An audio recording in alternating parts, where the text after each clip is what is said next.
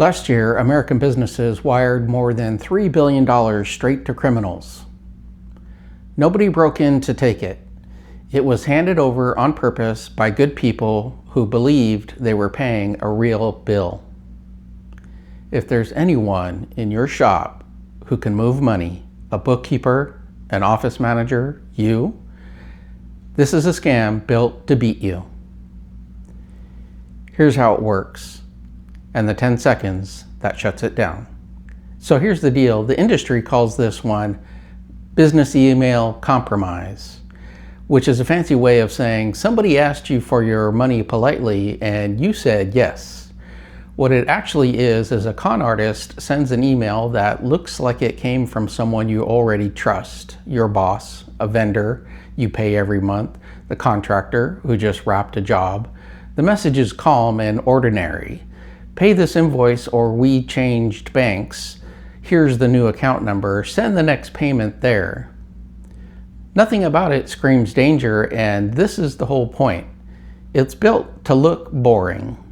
So you pay it, and because it went out as a wire or an electronic transfer, the money is gone in hours, not days. There is usually no getting it back. The FBI calls this, quote, one of the most financially damaging online crimes, end quote. $3 billion last year, and those are just the people who reported it. Now, who gets caught? Not the big corporations with a fraud department down the hall. It is the 20-person company, the church office, the dental practice, the nonprofit running on 3 volunteers and a lot of trust, places where one person handles the money and a request from the boss or a familiar vendor gets paid without a second look. One small nonprofit lost $10,000 on a single fake invoice. They were not careless. Well, let me rephrase that. They were exactly as careless as every one of us is at 4:30 on a Friday afternoon. It looked like the real thing, so they treated it like the real thing. And it is getting harder to catch because now they use AI to clone a voice.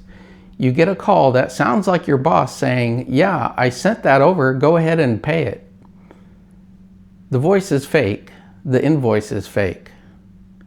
The only real thing in this entire transaction is your money. So even hearing a familiar voice on the phone is not proof anymore. That is not science fiction. It is happening right now. Here is what stops almost all of it, and it costs you nothing. Make one rule in your office. Anytime someone asks you to send a wire, pay an invoice, or change where payment goes, you verify it by calling that person back on a number you already have. Not the number in the email. Not by hitting reply, a number you had before any of this started. 2 things make that rule stick. Write it down as an actual policy so a new hire knows it is the rule and nobody feels rude about double checking on the boss.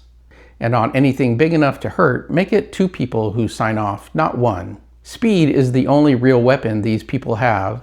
A 10-minute pause takes it away from them. And in the back of the brief, the most expensive email your business ever gets will not look like a threat. It will look like a favor. And that's your cyber defense brief for today. I'm Chris Hilton. I run Cyber Defense Consulting, and we help small businesses and community organizations handle exactly this, in plain English, without the fear. If this keeps one person from wiring money to a stranger, it did its job. Send it to whoever signs the checks where you work. God willing, I'll see you at the next one.